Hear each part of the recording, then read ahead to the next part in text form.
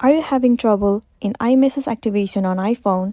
Then here's a step-by-step process on how you can fix this issue. So the very first thing you want to do is to head over to the settings of a device.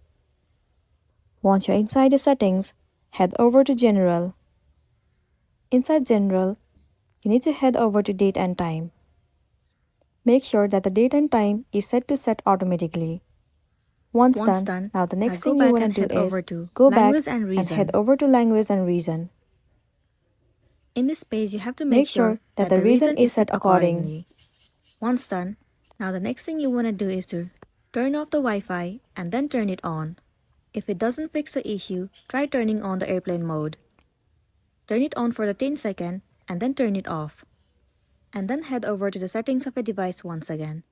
Inside settings, you need to try signing out of your Apple ID and then log back again. That should fix the issue that you have been facing on your device, and then you'll be good to go. So that's the end of the video. If this video helped you, give it a like and check out our next tutorial. Thank you.